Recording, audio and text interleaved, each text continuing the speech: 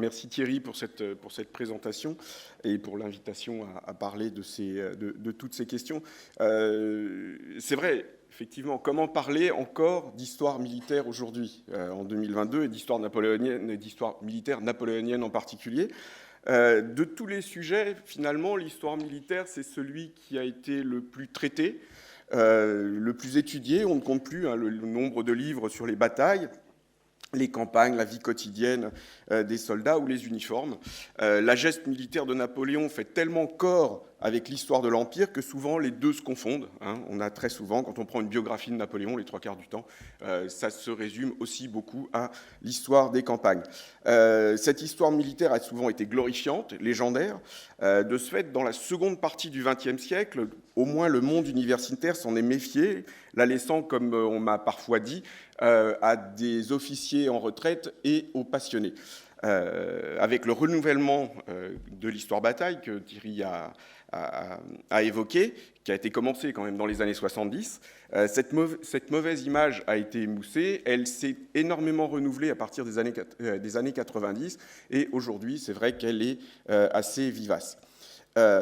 Donc le renouvellement de l'historiographie de l'histoire militaire s'est amorcé avec le bicentenaire, a montré toute la vivacité de ces études et plus généralement de l'histoire militaire, j'y reviendrai. Alors cette communication est intitulée « Napoléon dévoreur de la jeunesse française ». J'y ai mis un point d'interrogation, car c'est encore aujourd'hui évidemment un point polémique, et c'est encore aujourd'hui un point qui est sensible.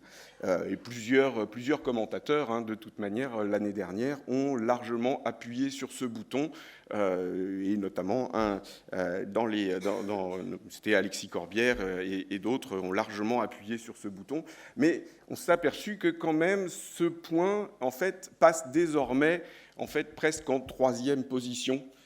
Derrière, justement, les histoires de gens, les histoires d'esclavage. Avec Thierry et Pierre, nous avions fait une présentation un peu de la sorte devant la RMN. Et finalement, à la fin, toutes les questions portaient sur la question de genre et d'esclavage. Je me suis senti bien seul cet après-midi-là, en fin de communication. Mais ça reste quand même un des points qui reste sensible. Je vais donc axer la chose sur deux parties. Comment est-ce qu'on traite aujourd'hui le bilan général humain de ces guerres, surtout par la réanalyse des sources, vous allez le voir. Et puis, dans un second temps, je vais voir toutes les perspectives qui ont été ouvertes pendant le bicentenaire. L'anthropologie militaire, évidemment, mais il y en a bien d'autres, et les questions de genre sont au cœur de tout ça. Jean-Philippe, nous discuterons beaucoup aussi au déjeuner. Bon, donc, né des opposants de l'Empire, l'image de l'ogre corse s'est mise en place à partir de 1813 et n'a fait finalement que s'amplifier. Avant 1812, Napoléon victorieux n'avait soulevé aucune critique quant aux pertes. Cette image négative se cristallisa avec la campagne de Russie, qui a vu la plus grande armée jamais réunie, environ 600 000 hommes, disparaître en partie en moins de 6 mois. La reconstitution de l'armée qui intervint en 1813 en augmentant la conscription de manière immodérée, entraîna une forte résistance et surtout un rejet de l'empereur et du système impérial. Les pertes pendant la campagne de 13, très élevées, ne firent qu'accentuer ce sentiment d'impôt du sang. De fait, la question des victimes de guerre fut, dès les années 13 et 14, la principale angle d'attaque pour les opposants à l'empereur. Ces deux composantes, donc la conscription et les pertes en campagne, ont nourri dès le lendemain de l'Empire, toute une série d'imageries. Vous en avez quelques-unes ici. Alors, celle qu'on utilise le plus souvent, c'est la Archimboldo, elle est allemande. Vous en avez une russe, évidemment, Napoléon jouant aux échecs avec un cosaque décharné, et une anglaise sur le champ de bataille de Waterloo. Mais vous avez aussi celle-ci qui rappellera à tous une certaine polémique l'année dernière, Napoléon chevauchant un squelette de cheval. Donc voilà, tout le monde a attaqué sur ce point. Et évidemment, dans une population qui a été touchée par la levée de près de 2 millions d'hommes, de plus de 2 millions d'hommes, et même si plus d'1 million sont rentrés, déjà je commence à esquisser la chose, eh bien, le traumatisme populaire a été bien présent, et toute cette propagande, eh bien, est véritablement ancrée dans l'inconscient populaire, et on en est encore assez victime. Mais qu'en est-il réellement ? Comme dit Thierry souvent, hein, Napoléon, plusieurs millions de morts, mais combien de millions finalement ? En premier lieu, il faut savoir de quels chiffres il faut parler. 3 chiffres sont à retenir, donc les pertes consécutives au combat, les morts pour cause sanitaire, qui sont souvent 1,5 fois supérieures aux pertes au combat, et les disparus. Dans ce bilan, plusieurs chiffres sont difficiles à cerner finalement. L'installation des hommes dans les pays où ils ont été captifs. Les guerres napoléoniennes ont été un moment de grand déplacement de population à travers l'Europe, et à chaque fois que les prisonniers ont été capturés, ils ont été internés sur les différents lieux et beaucoup se sont installés sur place. Par exemple, en 1814, plus de 127 000 hommes étaient en route pour rentrer de Russie. Donc, 50% venaient de Russie. Une étude récente a donné 30 à 60 000 hommes qui ont fait le retour, mais nombre de ces retours, en fait, n'ont jamais été signalés à l'institution militaire. Et il faut savoir que le dernier prisonnier enregistré par l'institution militaire, c'est 1839, un certain Aimé Bouquin. Il était resté pendant toute cette période en Russie, il s'était fixé, avait fondé famille, et en 1838, devant les changements qui se produisent en Russie, eh bien, il avait décidé de rentrer et de finalement faire valoir ses droits à la retraite militaire. Et ce sera le dernier qui aura été enregistré par la justice militaire. Donc on le voit, ça déjà, tous ces retours n'ont pas été enregistrés. Ensuite, les désertions. Le mal a quasiment été endémique pendant toute la période. Certains contingents, par exemple, j'ai trouvé un contingent sartois qui perdait plus de 60% de son effectif du moment de son départ à son intégration au corps. Et avec la complicité des populations, certains ont déserté, sont restés chez eux quasiment pendant tout l'Empire, se sont cachés et ont réapparu à la fin. Évidemment, vous vous doutez bien, ils ne se sont pas signalés à l'institution militaire. Donc voilà, on a déjà ces 2 grosses interrogations.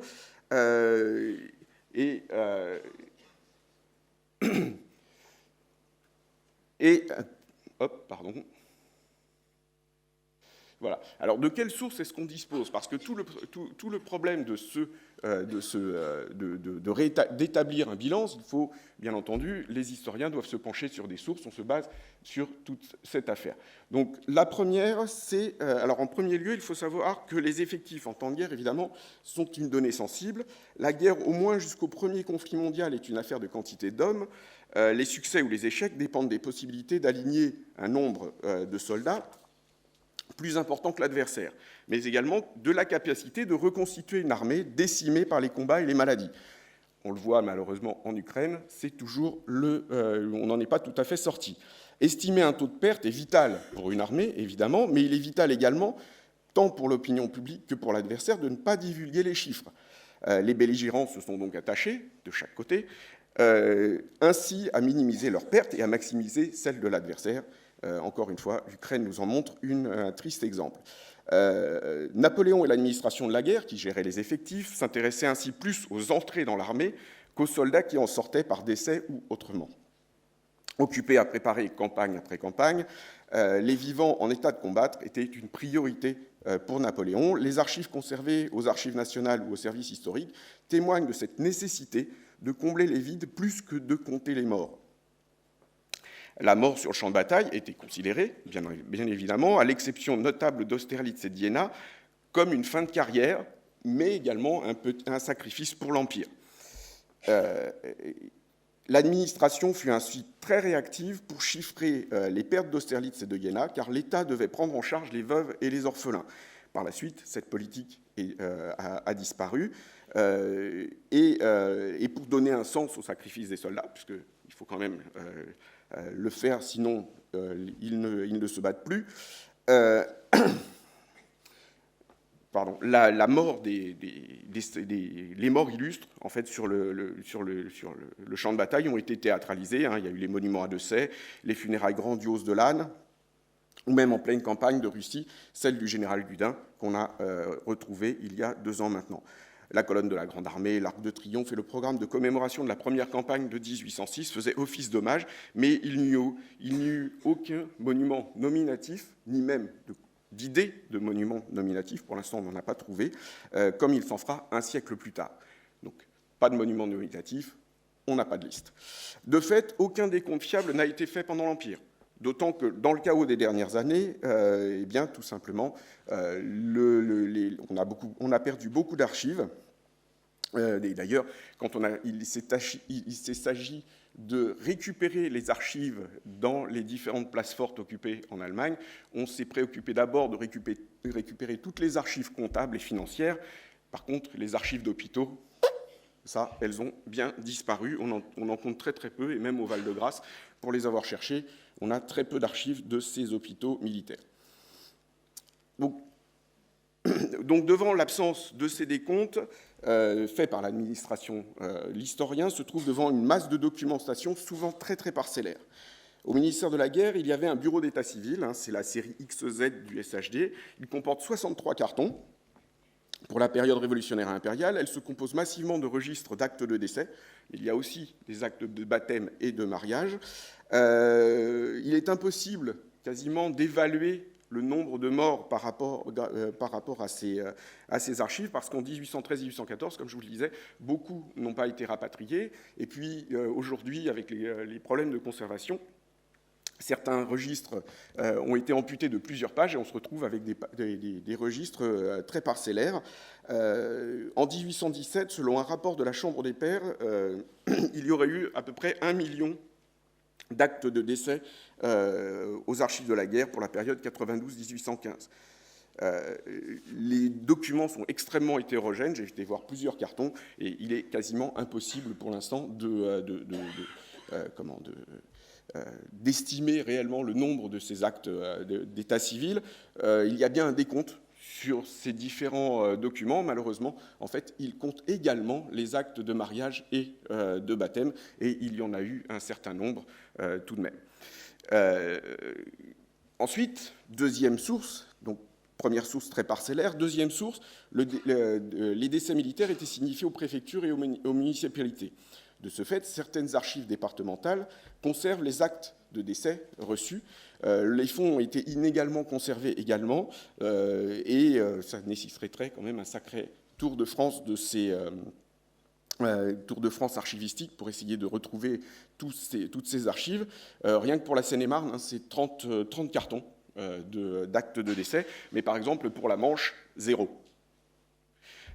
Donc voilà, c'est une conservation extrêmement parcellaire, et par ce biais, encore une fois, difficile d'arriver à un compte qui pourrait être fiable. La source la plus fiable et la plus complète, ce sont les registres matricules. Alors vous en avez une image ici, qui conserve en fait l'enregistrement de chaque soldat à l'arrivée au corps. Il y en a deux collections quasi complètes. Une première, puisqu'il y avait un registre au corps, donc dans l'unité, et un registre au ministère. En 1814, la totalité de ces registres ont été restitués, sont arrivés au ministère, et aujourd'hui, vous en avez toute une partie qui est sur le site Mémoire des Hommes, j'y reviendrai. L'infanterie, pour vous donner une idée, l'infanterie, c'est 900 registres, la garde, 222. Donc c'est vous dire l'ampleur de ces dépouillements. Et ça, ce sont seulement ceux qui sont sur Mémoire des Hommes. En totalité, il y a à peu près 2,2 millions d'hommes qui ont intégré la Grande Armée. Avec les doublons, dans les registres matricules, on monte à 3 millions de matricules. Donc ça commence à faire quand même un certain nombre. Donc, et ils décrivent les hommes entrés dans les régiments par nom, prénom, date, lieu de naissance, nom des parents, signalement, et date d'entrée, grade et destin. Alors bien sûr, ça fait le bonheur de tous les généalogistes, mais ça fait aussi le bonheur des historiens qui ont travaillé comme moi sur ces éléments. Mais l'énormité des dépouillements nécessaires se confronte à une autre difficulté, le problème administratif de la tenue de ces registres. En 1814, dans le chaos de l'Empire, lorsque les registres reviennent au ministère, eh bien, ils n'ont quasiment jamais été mis à jour d'une multitude de destins, et on tombe très souvent sur une petite mention trop longue absence. Voilà, simplement, ou toutes ces dérivées. Mais derrière cette petite mention, eh bien, il y a tous les destins incertains dont je vous parlais tout à l'heure. Les désertions, les hommes fixés dans les pays, ceux qui sont revenus sans rien dire à personne, etc. etc. En 1815, on va réouvrir encore des registres, mais une nouvelle fois, eh bien, le chaos la fin de l'Empire ne va pas permettre une véritable mise à jour de ces registres. Alors une petite mention qui m'a été signalée par Stéphane Calvet la dernière fois. Il y a une petite mention parce que dans les années 1840, certains descendants ont demandé à avoir soit un certificat de service ou un certificat de mort, etc. Et donc il y a cette toute petite mention. Mais c'est qu'en 1840, entre 1815 et 1840, évidemment, des gens ne sont plus là et la mention n'a absolument pas été portée sur ces registres. Donc on le voit, on a une masse de sources qui est à la fois pléthorique, 3 millions d'enregistrements sur ces registres notamment, et de cette masse de sources, évidemment, eh bien, vu qu'on ne peut pas compter un à un, eh bien, tout ça va donner des estimations basées souvent sur l'émotion et aussi beaucoup sur la politique.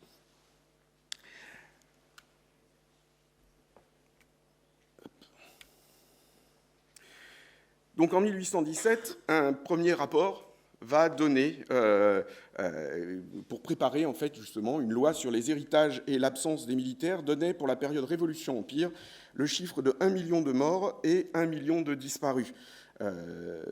Par la suite, les évaluations, alors je vous les ai mises, hein, je ne les citerai peut-être pas toutes, mais par la suite, les évaluations les plus fantaisistes ont fleuri tout au long du 19e, variant entre 1,5 million et 1,9 million.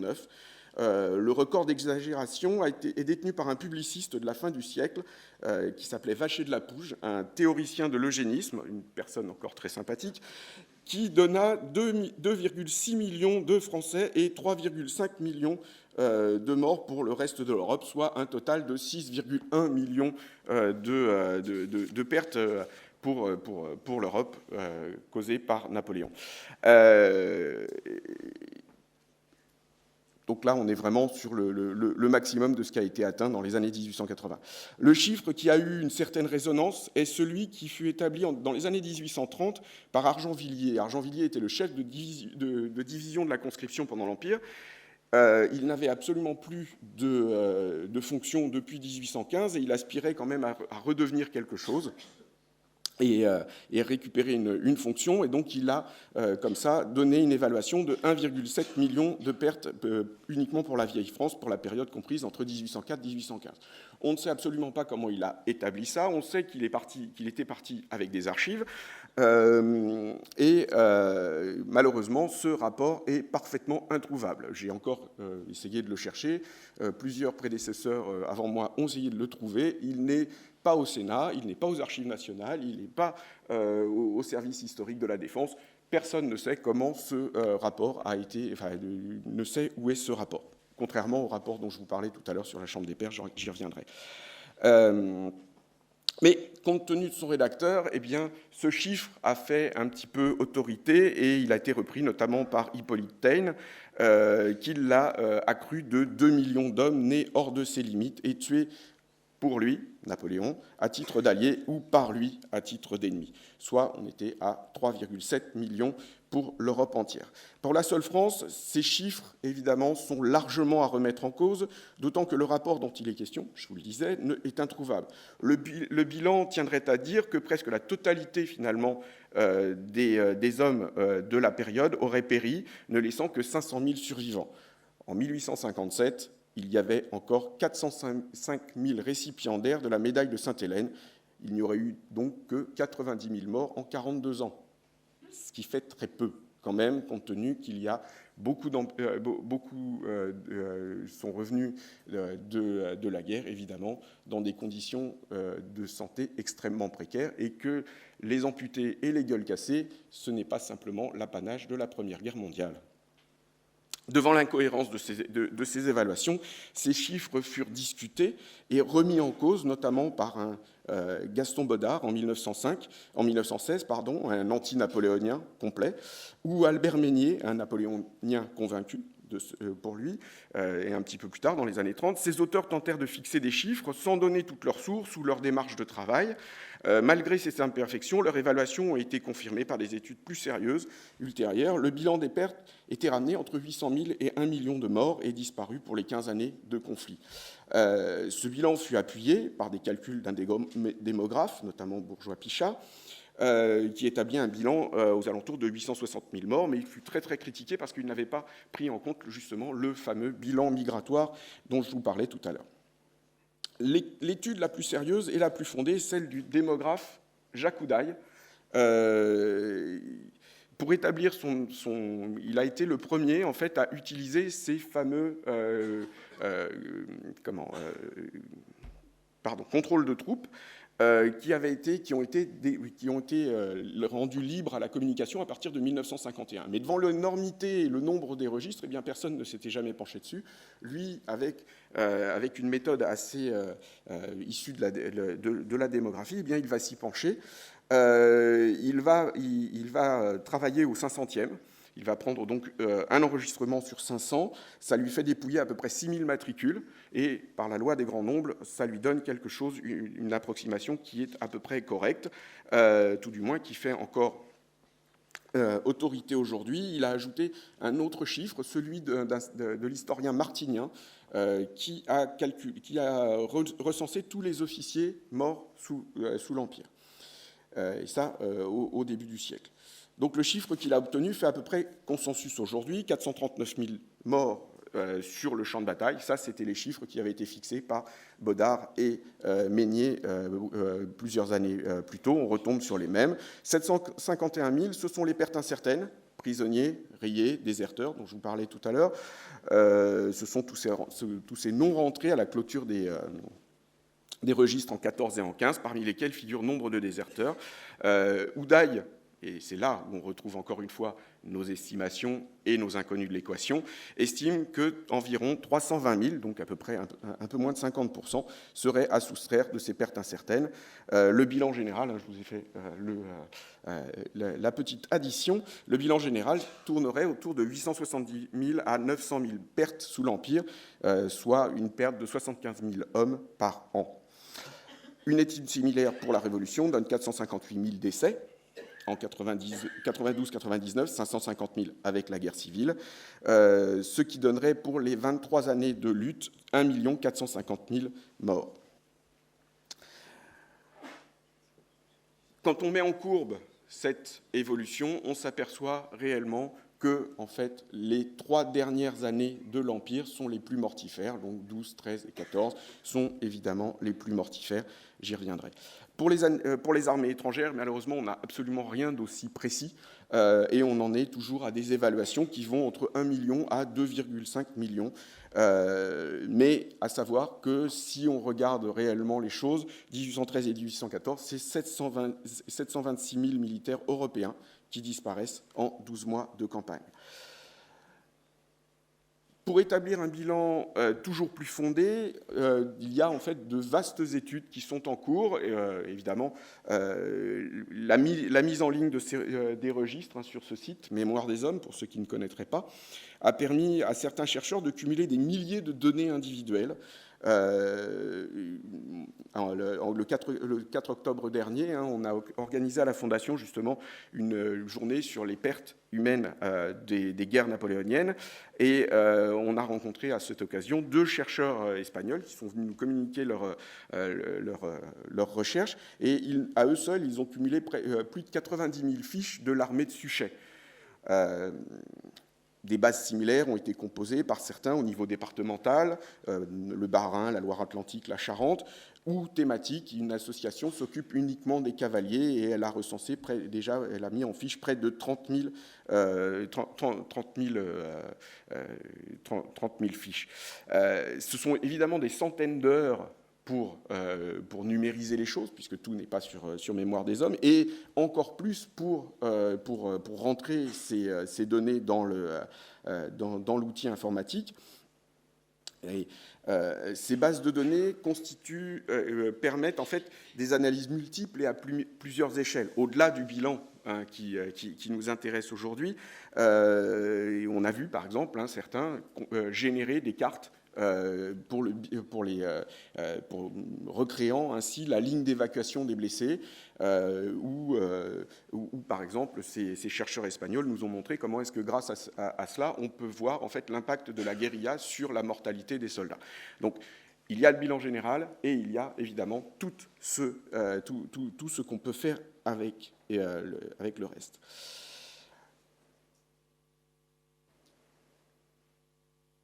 Et donc on a vraiment là un tournant dans cette étude du bilan. On a vu que chaque génération s'était penchée sur ce bilan d'un point de vue très scientifique, notamment pendant l'entre-deux-guerres. La fracture en fait se fait avec la Première Guerre mondiale. Jusqu'à la Première Guerre mondiale, c'est extrêmement politisé et extrêmement difficile de se pencher sur ce bilan. Et ensuite, les choses vont se scientifiser. À savoir qu'aujourd'hui, on parle de guerre napoléonienne. En fait, cette appellation ne date que du XXe siècle, puisque, par exemple, pour les Britanniques, ils parlaient de la Grande Guerre. Évidemment, une Grande Guerre en a remplacé une autre, il fallait le qualifier, et désormais, on parle de guerre napoléonienne, ce qui a aussi entraîné une personnification de ces guerres, et évidemment, tout ce qu'on connaît de polémique. Et on le voit, en fait, l'analyse des sources permet souvent de baisser les bilans, et c'est notamment ce qu'on peut voir avec l'étude des différentes batailles. Alors avant d'aller plus loin, rappelons que le XVIIe et le XIXe siècle, on recense 1700 batailles sur terre et sur mer qui firent plus de 2000 morts. En dessous, c'est ce qui est considéré comme une affaire ou une escarmouche. La France fut engagée dans 1079 affrontements, ce qui fait de notre pays quand même la puissance européenne la plus belliciste de ces 3 siècles d'histoire. Pour la seule période impériale, c'est 319 batailles, donc 7 navales, qui a été livrée par la France de Napoléon. Pour la seule année 1809, c'est plus de 33 batailles livrées à l'échelle du continent. Pour la période qui nous importe, il y a quelques batailles titanesques, bien sûr, Wagram en 1809, la Moskova en 12, Dresde en 13 et surtout Leipzig avec ses plus de 500 000 combattants des deux côtés. Le gigantisme de ces affrontements ne sera dépassé qu'en 1905 à la bataille de Munchen opposant Russes et Japonais. Et donc l'analyse des sources permet en fait souvent de baisser le bilan de ces batailles. Austerlitz est la plus célèbre des batailles, bien sûr, et l'exemple le plus souvent repris. Donc 73 000 hommes s'opposèrent à 86 000 Austro-Russes le lendemain de l'affrontement. Le bulletin de la Grande Armée du 3 décembre minimise les pertes françaises. Je vous rappelle l'expression, un menteur comme un bulletin. Et établissait un bilan de 800 hommes tués et 1500 à 1600 blessés. Par la suite, le bilan s'établit entre 3 et 5 000 pertes. Un décompte classique, c'est à peu près 1290 pertes le jour de la bataille et plus de 6 900 blessés, 573 prisonniers. À la suite d'Oudaille, 2 chercheurs, Daniel et Bernard Quintin, chercheurs et chercheuses d'ailleurs, ont établi une méthode systématique de dépouillement des contrôles de troupes et ont finalement montré que Austerlitz fit 1538 morts immédiats, sanitaires et disparus, soit uniquement 2% du corps de bataille français. Bilan nettement en dessous des estimations, même les plus favorables à Napoléon. Évidemment, Austerlitz peut être considérée comme une victoire décisive. Elle fut obtenue par la manœuvre et en partie par la dislocation du corps de bataille adverse et donc provoqua moins de pertes que les autres grands affrontements qui suivirent. Côté austro-russe, on n'a rien de précis de toute manière, puisqu'on est aux alentours de 16 000 tués et blessés et plus de 11 000 prisonniers. Ils ont analysé... Donc ils ont analysé une autre bataille, Eylau, qui a largement été également... excusez-moi, non, d'accord, bon, bah, c'est raté. Bon, pardon. Ils ont analysé notre bataille, j'ai complètement raté mon PowerPoint, je l'ai fini hier soir, je reviens de Cabrera d'il y a 2 jours et j'ai un petit peu été dans le rush, je m'en excuse profondément. Donc, quand on analyse Hello, il manque un slide en fait. On s'aperçoit également que le bilan est nettement rabaissé, puisque au soir de la bataille, on est à près de 40% de pertes côté français, morts, blessés, etc., et que tout ça va être complètement rabaissé par les Quintins, et donc ils vont être plutôt aux alentours de 6-7% du corps de bataille. On comprend pourquoi le soir d'Eylau, Napoléon a arrêté la campagne, et quand on revient sur les choses, eh bien, tout simplement, on s'aperçoit que les choses sont beaucoup plus nuancées. La bataille de la Moscova, on aimerait avoir ce genre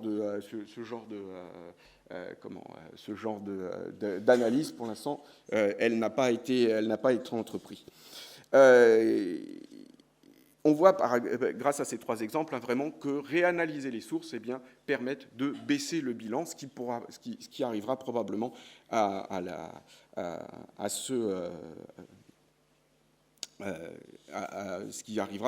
au bilan général.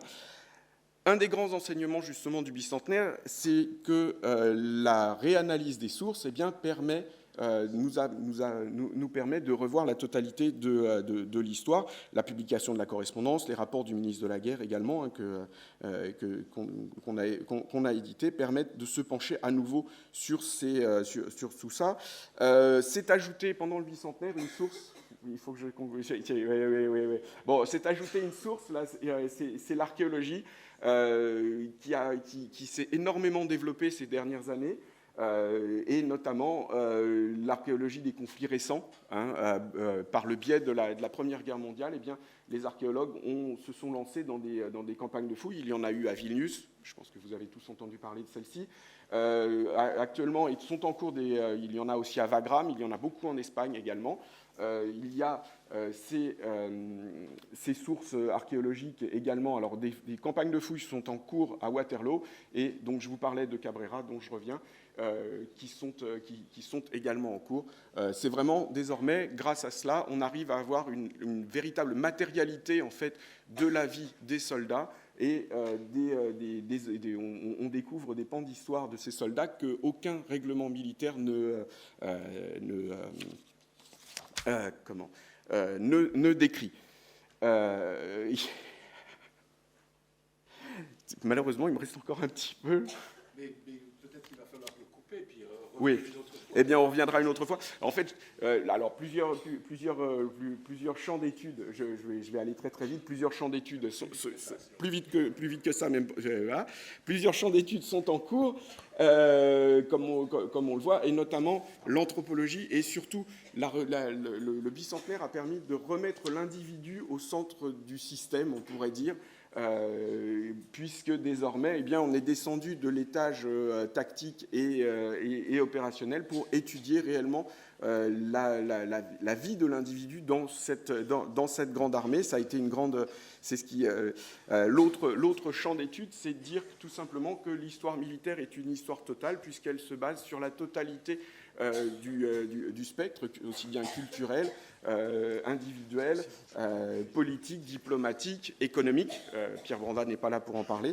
Mais voilà, ça, ce sont tous les champs d'études qui sont en cours. Également, la justice militaire. Réétudier les campagnes est aussi important pour réétudier les batailles, on les connaît tous, mais les replacer dans la campagne permet de porter un nouveau regard sur ces éléments, et notamment sur un élément qui est la logistique. Attention, je vais avoir le tir d'artillerie. Voilà. Donc, et à savoir qu'aujourd'hui, en histoire militaire, il n'y a jamais eu autant d'étudiants, j'en ai encore discuté avec Hervé Drivillon récemment, en histoire militaire et en histoire de l'Empire. Donc, il y a énormément encore à faire et à étudier à travers les sources. Merci de votre attention. Merci.